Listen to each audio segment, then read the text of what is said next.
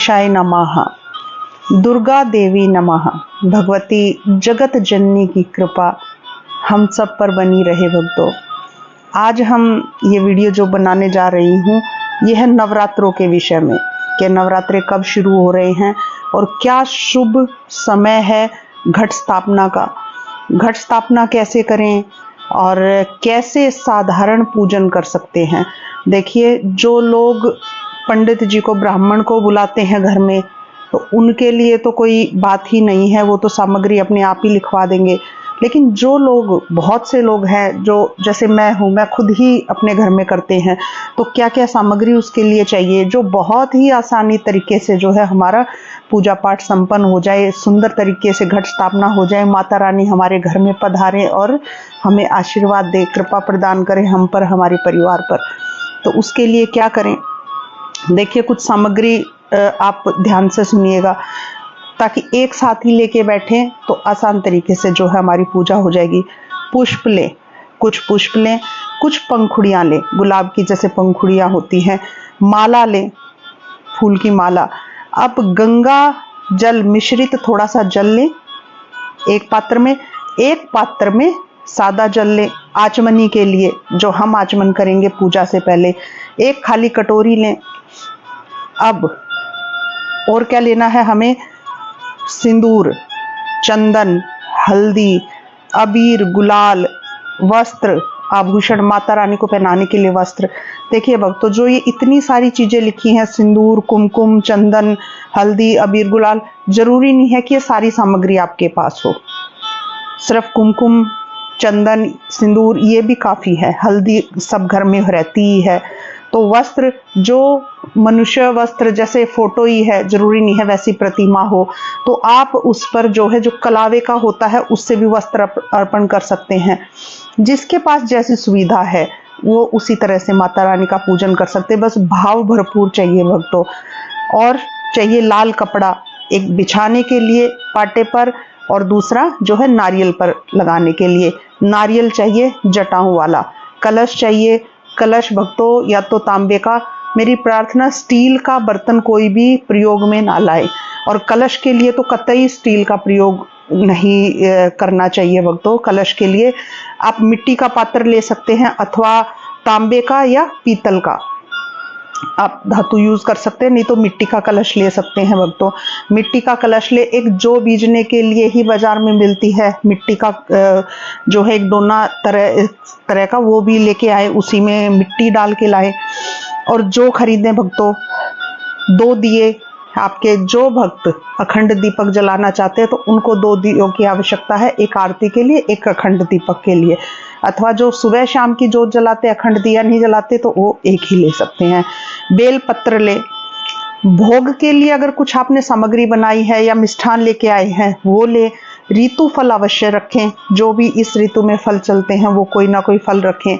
मीठा पान ले, या तो मीठा पान बनवा के आप लेके आ सकते हैं, या फिर पान का पत्ता अगर हो सके तो वो ले ले। और उसके लिए पान में जो है सुपारी, लौंग और थोड़ा सा कपूर रख करके वो माता को चढ़ाते हैं। एक थाली ले ले आरती के लिए छोटी सी। तिल ले, काले या सफेद। गाय का थोड़ा सा घी अलग से रख लें। पंचामृत के लिए भी आपको स्नान करवाने के लिए जो है और पहले ये सामग्री बता देती हूँ। तिल, गाय का घी, गेहूं, चावल, लाल मसूर की दाल, ये भी मैं आपको बताऊंगी कि ये मैं किस लिए बता रही हूँ। 3 इलायची और लौंग, जो ये सब मैं बताऊंगी आपको कि ये किस लिए चाहिए, लेकिन ये सामग्री आप एकत्रित कर ले। पंचामृत बना ले।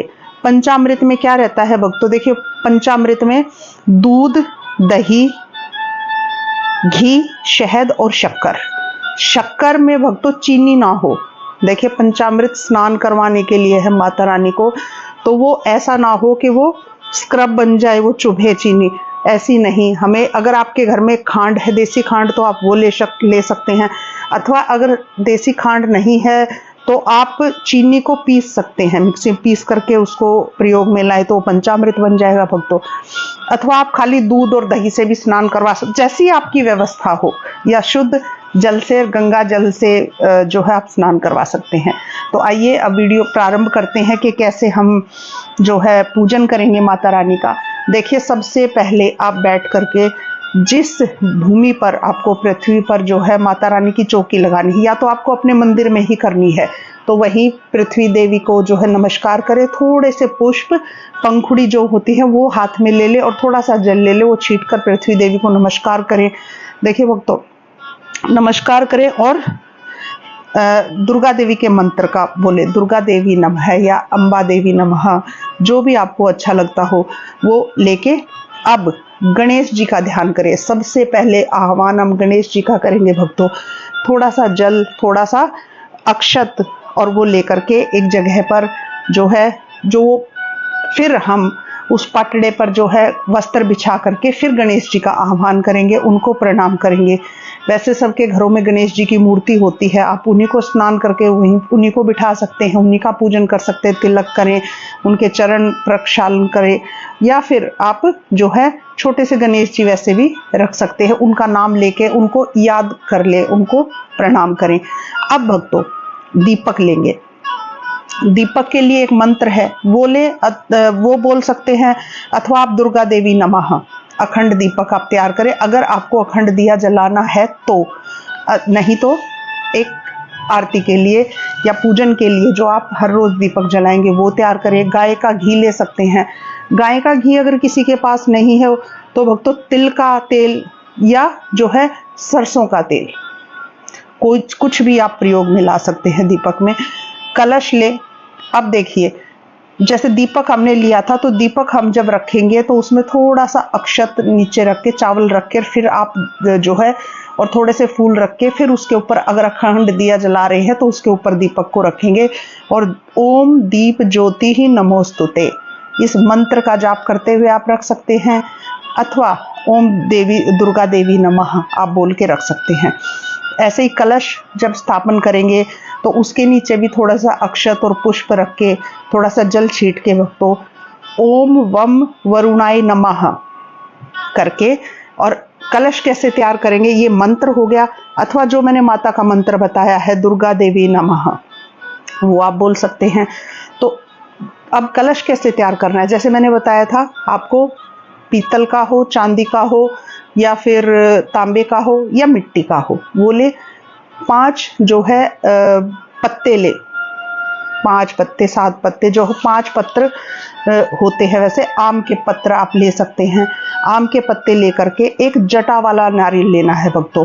अब जो है उसमें कलश में आपको गंगा जल मिश्रित जल भरना है। उसमें जल भर करके भक्तों 9 दिन है माता रानी के, आपके अगर ग्रहों की अशांति चल रही है आपके जीवन में, तो 9 ग्रहों को सुचारू रूप से चलाने के लिए आपकी जिंदगी में, उनको शांत करने के लिए जो है भक्तों, आप 9 चीजें 9 ग्रहों के को प्रसन्न करने के लिए आप उस जल में डाल दें। जैसे सूर्य देव जी के लिए गेहूं, तो थोड़ा सा एक चुटकी में लेके आप गेहूं डाल दें। चंद्र के लिए चावल, मंगल के लिए लाल मसूर की दाल, जुपिटर के लिए थोड़ी सी हल्दी 1 चुटकी, बुध के लिए 3 इलायची, शनि के लिए 2 लौंग का जोड़ा, शुक्र के लिए थोड़ा सा गाय का घी छीट दिया, डाल दिया, राहु के लिए जौ, और केतु के लिए काले या सफेद तिल, थोड़े से 1-1 चुटकी जो है करके भक्तों ये 9 चीजें जो है आप कलश में डाल सकते हैं। अथवा जो हम हमेशा से करते आए हैं, कोई भी एक सिक्का चांदी का हो या वो हल्दी की गांठ, ये डाल करके हम जो है कलश स्थापित कर सकते हैं। कलश स्थापित करें। नारियल के ऊपर लाल कपड़ा या लाल चुन्नी, कभी भी नारियल खाली नहीं होता, कलश पर स्वास्तिक बनाए, कलश पर कलावा बांधे, फिर कलश को रखें। ये इतनी सारी चीजें रखें। फिर नारियल को जो है भक्तों कुछ लोग खड़ा कर देते हैं, मैंने ये नहीं पढ़ा है, जैसे देवी भागवत में लिखा है और भी मैंने जो है पुराण पढ़े हैं, तो उसमें जो है हमें तो ऐसे लिटा के नारियल, मैंने ये पढ़ा है अभी तक। तो वो जो जटाएं हैं, नारियल की जो आंख होती है, आंख वाला जो होता है, जिस साइड जटाएं ज्यादा मुख होता है, वो अपनी तरफ करके, वो हमारी तरफ होना चाहिए भक्तों उसका मुख। इस तरह से जो है नारियल कलश पर रख दे, चुनरी उड़ा दें, और उस पर 9 बार जो है चुनरी के ऊपर या लाल कपड़े के ऊपर जो नारियल के ऊपर है, वो 9 बार जो है कलावा लपेटे और उसको स्थापित करे भक्तों। और मंत्र मैंने आपको बता दिया। अब घंटी को प्रणाम करें, ओम नमो नारायण। घंटी को, गरुड़ घंटी को प्रणाम करें। खेतरी बीजे भक्तों, खेतरी बीजने के लिए जैसे मैंने बताया था मिट्टी का पात्र, उसमें जो है एक रात्रि पहले जो है जौ भिगो के रख दें, फिर वो बहुत सुंदर उग के आते हैं भक्तों। जौ में थोड़े से गेहूं भी आप जो है उगा सकते हैं, भिगो सकते हैं थोड़े से दाने। अब भक्तों आती है माता जी की बारी। माता का, दुर्गा माता जी का आह्वान करें। आह्वान कैसे करें? दोनों हाथों को पसार कर, जैसे हम दोनों हाथ जोड़कर ऐसे पसार लेते हैं, फैलाते हैं हाथों को। अब अंगूठों को हथेली के मध्य में चिपका ले और ऐसे माता रानी का आह्वान करें कि हे माता रानी, हे दुर्गा मैया, हे जगत जननी, आप मेरे घर पर पधारें, आइए और आसन ग्रहण कीजिए। माता रानी कृपा करें मुझ पर, मेरे परिवार पर। ऐसे माता रानी को बुलाएं, संकल्प लें, संकल्प का जल छोड़े। जब माता रानी पधार जाए, संकल्प का जल छोड़े कि हे माता रानी, आप हमें शुभ आशीष दें, हमारे परिवार को, और मैं ये जो व्रत करने जा रही हूँ इसको आप ही पूर्ण करें। माता रानी, आपके कृपा के बिना ये सब संभव नहीं हो सकता है। इस तरह से जो है आप संकल्प लें, थोड़ा सा जल छोड़कर। फिर गंगा जल मिश्रित जल लेकर माता का चरणों में चढ़ाए, चरण प्रक्षालन करें माता रानी का।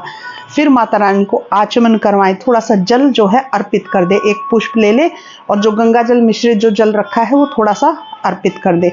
अब माता रानी को जो है आप स्नान करवाएंगे। देखिए, अगर आपके पास मूर्ति है तो आप जो है उसको गीला नहीं कर सकते हैं, या मिट्टी की प्रतिमा है उसको गीला नहीं कर सकते, तो मैंने आपको बोला था एक खाली कटोरी ले ले, वो प्रतिमा के या मूर्ति के सामने रखें और उसके अंदर ही जो है ओम दुर्गा देवी नमः, दुर्गा देवी नमः ऐसे करके पहले दूध, फिर घी, शहद, दही, अंत में शक्कर ये चढ़ाएं। उसके बाद फिर शुद्ध जल चढ़ा दे, फिर चंदन मिश्रित जल चढ़ाएं और फिर शुद्ध जल से स्नान करवा दे। ये माता रानी का स्नान हो गया। और धातु की कोई प्रतिमा है भक्तों तो यही बारी बारी क्रम से जो है भक्तों पहले थोड़ा सा शुद्ध जल चढ़ाए, उसके बाद फिर या तो पंचामृत मिला के स्नान करवा दे या एक एक करके, जैसे मैंने आपको बताया है वो एक एक करके स्नान करवाए। उसके बाद जो है शुद्ध जल में थोड़ा चंदन मिश्रित करके स्नान करवाए, उसके बाद खाली शुद्ध जल से स्नान करवाए भक्तों। अच्छे से सुंदर मुलायम कपड़े से उस प्रतिमा को पोंछ करके माता रानी को बड़े प्यार से जो है फिर आचमन करवाए, वस्त्र समर्पित करें उनको। अगर आप कुछ लोग हैं, जैसे मैं वस्त्र पहनाती हूँ माता रानी को, जैसी व्यवस्था हो वैसा ही माता रानी का श्रृंगार करें भक्तों, उनको फूलों का हार अर्पित करें। अब उनको चंदन, हल्दी अर्पित करें, कुमकुम, सिंदूर, अबीर, गुलाल जो भी हो, चाहे खाली एक सिंदूर है या खाली चंदन है, जो है माता रानी को तिलक करें लाल सिंदूर से, कुमकुम से। बिल्व पत्र समर्पित करें भक्तों, बहुत ही फलदायक है। पुष्प की माला समर्पित करें। अब जो है एक अलग से जो है, जैसे पहले मैंने बताया था अखंड दिया, अखंड दिया अगर आप जला रहे हैं तो बहुत अच्छी बात है, आप अखंड दीपक जला दे जो है, ठीक है। और उसके बाद एक दूसरा दीपक जो है थाली में आप स्वास्तिक बना करके उसमें 9 बिंदियां रख करके वहां पर एक दीपक रखें। माता को दीप समर्पित करें, हाथ जोड़ करके भोग अर्पित करें माता रानी को। घंटी बजाएं, भोग लगाते समय घंटी अवश्य बजाएं भक्तों। अब पुष्प में जो है जल डाल करके वो जल अर्पित करें माता रानी को, ऋतु फल अर्पित करें, जो पान लेके आए हैं मीठा पान वो अर्पित करें, अथवा पान का पत्ता है उसमें सुपारी, कपूर और लौंग रख करके जो है वो अर्पित करें आप उसको। अब दक्षिणा समर्पित करें भक्तों, दक्षिणा समर्पित कर करके और फिर माँ की आरती करें। आरती से पहले अगर आपने कोई पाठ पकड़ रखा है माता रानी का तो आप वो पाठ कर सकते हैं, जैसे दुर्गा सप्तशती का पाठ कर लिया या माता के 108 नामों का पाठ हो गया वो कर ले। फिर जो भी आपने पूजा विधि करनी है, ये पूजा विधि आपकी हो गई। इसके बाद जो है आप अंत में आरती करें। आरती करके और फिर हाथ में जो है पुष्प लेकर के माता रानी का मंत्र बोलते हुए, जैसे कौन सा मंत्र, दुर्गा देवी नमः, दुर्गा देवी नमः, ये माता रानी को समर्पित करें। अंत में आरती के बाद माता रानी को नमस्कार करें अपना माथा टिका करके, और फिर माता रानी से क्षमा याचना करें। इतना पूरा पूजन करने के बाद जो है हाथ में पुष्प लेकर के, हे माता रानी हम आपके बालक हैं, हम अबोध बालक हैं, मैंने ये प्रयास किया, यदि कोई त्रुटि हो गई हो मेरे पूजन में तो मैया अपना अबोध बालक समझ करके मुझे क्षमा करे और पुष्प अर्पित करे उनके चरणों में भक्तों। फिर से नमस्कार करें। भगवती जगत जननी माता रानी जो है आपके घर के भंडारों को भर देगी भक्तों।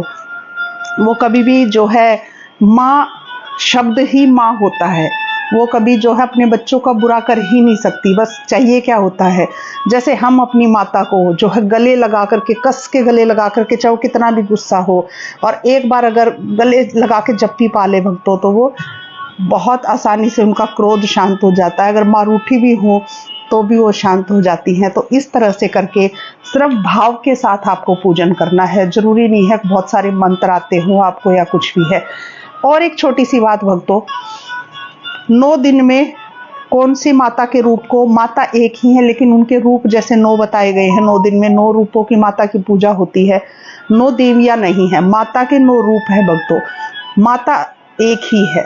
तो उनका जो पहले दिन का पहला रूप है माँ शैलपुत्री, घी समर्पित करें उनको, घी जो है उनको भाता है। दूसरा दिन ब्रह्मचारिणी, उनके रूप शक्कर, ये भोग सामग्री है भक्तों। तीसरे दिन आप चंद्र घंटा माता पर खीर अर्पित करें। चौथे दिन माता कुष्मांडा मालपुआ। 5वें दिन माता स्कंद माता के लिए केला का भोग। 6ठे दिन के लिए माता कात्यायनी के लिए मधु यानी कि शहद का भोग लगाएं। माँ काल रात्रि 7वां दिन नवरात्रे का गुड़ का भोग भक्तों उनको बहुत प्रसन्नता देता है, बहुत भाता है। 8वां दिन माँ गौरी के लिए नारियल आग का भोग आप लगाए। 9वें दिन माता सिद्धिदात्री के लिए सभी प्रकार के पकवान, इनका भोग माता रानी को बहुत प्रसन्न करने वाला है भक्तों। तो ये एक छोटा सा प्रयास है माता रानी को पूजने का, एक छोटा सा सिंपल सा तरीका है पूजा करने का। बस मेरी इस वीडियो को, मेरी प्रार्थना है आप ज़्यादा से ज़्यादा शेयर करें इस वीडियो को, ताकि और भी लोगों का जो है भला हो सके, जानकारी मिल सके। और मैं प्रयास करूंगी कि देवी भागवत से भी कुछ अध्याय जो है मैं प्रतिदिन इन नवरात्रों में जो है सुनने के लिए डालूं भक्तों। अवश्य सुनिएगा, आपकी जो है किस्मत ही पलट जाएगी। तो ये है 22 सितंबर 2025 को जो है हमारे नवरात्रे आरंभ हो रहे हैं। तो घट स्थापना का मुहूर्त क्या है, शुभ मुहूर्त? तो प्रातः काल में भक्तों अमृत योग बन रहा है 6 बजे से 7:30 बजे तक। तो आप 6 से 7:30 बजे तक जो है पूजन कर सकते हैं, घट स्थापना कर सकते हैं। उसके बाद फिर प्रातः ही 9 बजे से लेकर के 10:30 बजे तक शुभ योग बन रहा है। तो इनमें से जो भी समय आपको जो है ठीक लगे, आप उसमें जो है माता रानी के घट स्थापन, उनकी पूजा कर सकते हैं। जो बीच का समय है 7:30 से 9 बजे का भक्तों, वो राहु काल का समय है। तो उसमें देखिए, ये मैंने सुना ही है, ये मैंने कहीं पढ़ा नहीं है, तो इसलिए मैं इसको नहीं कह सकती। लेकिन सुनी सुनाई एक बात है कि राहु काल में घट स्थापना नहीं होती है, लेकिन हाँ पूजन नहीं होता है, लेकिन पाठ दुर्गा देवी का जो आप पाठ का अगर कोई करता है तो उस पाठ का कई गुना होके जो है फल बहुत ज़्यादा मिलता है भक्तों। तो घट स्थापना आप पहले कर सकते हैं। अगर 7:30 से पहले, मान लो आपने 7 बजे भी शुरू करा है, 1-1.5 घंटा तो हमें पूजा में स्थापना में लगता ही है। तो अगर फिर से राहुल काल अगर शुरू हो जाए 7:30 बज जाए, उसमें घबराने वाली बात नहीं है, उसमें आप पूजन कर पाठ कर सकते हैं। तो पाठ का बहुत बड़ा फल कहा गया है भक्तों। जय माता।